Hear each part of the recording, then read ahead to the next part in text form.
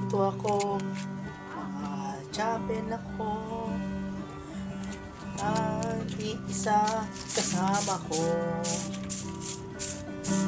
Noong tuloy ang sipag, hindi tayo iiwan, ang magpakailanman. O sobrang sipag ko, hindi na susuko. Huwag ka bibiting, basta mahal kita mga tao.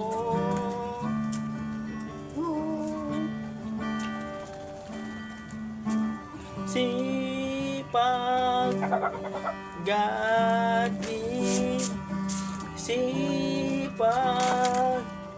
gabing pogi, hindi napapagod, tuloy na malaban sa akin ang puso. Sipag na galing, sipag lagad din pogi, hindi na susuko, ay isa naman ako sa piling ko.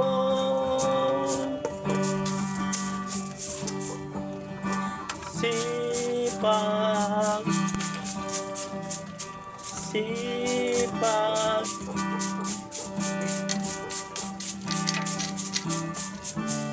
galing.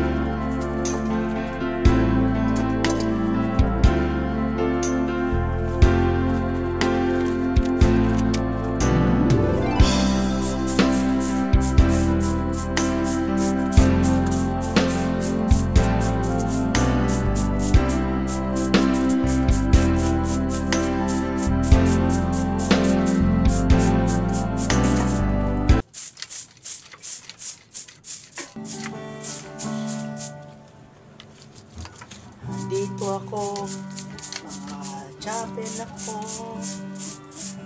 at isa kasama ko.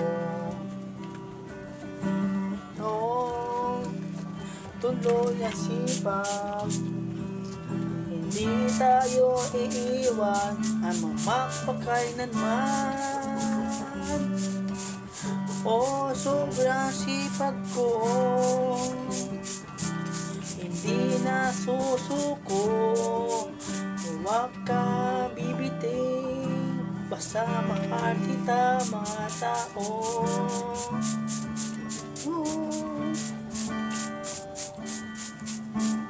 Sipag, galing, sipag, gabing pogi, hindi napapagod, tuloy na malaban sa akin ang puso.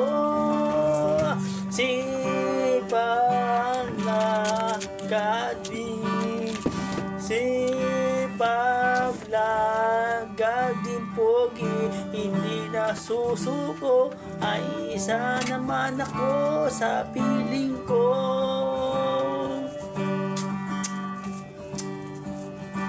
Sipag, sipag,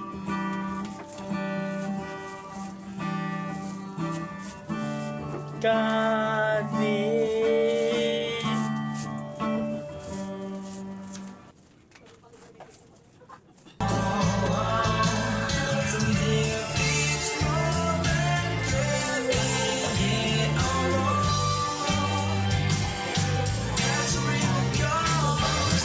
Yes.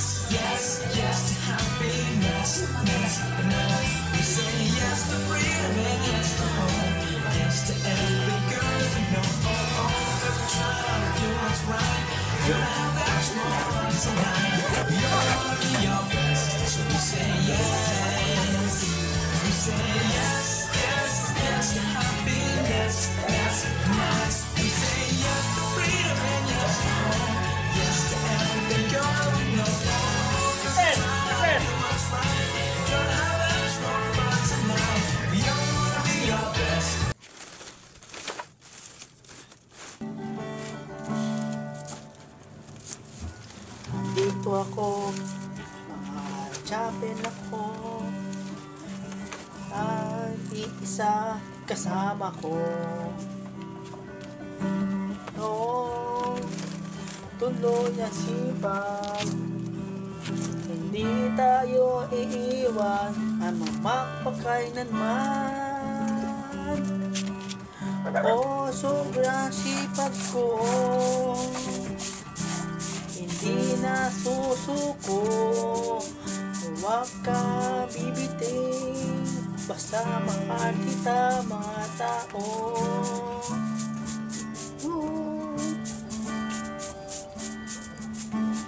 Sipag, gading, sipag, gabing pogi. Hindi napapagod, tuloy na malaban sa akin na puso. Sipag na gading, sipag lang gading pogi. Hindi na susuko, ay isa naman ako sa piling ko.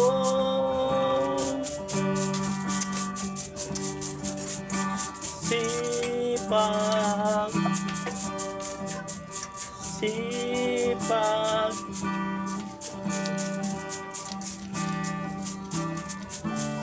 gading.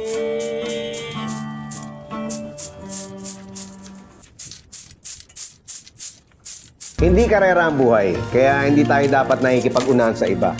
Kung lagi nating ikukumpara yung mga sarili natin sa mga taong nakakalamang sa atin, ay hindi tayo magiging masaya. May nagsabi nga na ang pinakamayamang tao daw sa mundo ay hindi yung may pinakamaraming pera at ari-arian, kundi yung taong kontento na sa mga bagay na meron siya. Hindi karera ang buhay, kaya hindi tayo dapat nakikipag-unahan sa iba. Kung lagi nating ikukumpara yung mga sarili natin sa mga taong nakakalamang sa atin, ay hindi tayo magiging masaya. May nagsabi nga na ang pinakamayamang tao daw sa mundo ay hindi yung may pinakamaraming pera at ari-arian, kundi yung taong kontento na sa mga bagay na meron siya. Hindi karera ang buhay, kaya hindi tayo dapat nakikipag-unahan sa iba. Kung lagi nating ikukumpara yung mga sarili natin sa mga taong nakakalamang sa atin, ay hindi tayo magiging masaya. May nagsabi nga na ang pinakamayamang tao daw sa mundo ay hindi yung may pinakamaraming pera at ari-arian, kundi yung taong kontento na sa mga bagay na meron siya. Hindi karera ang buhay.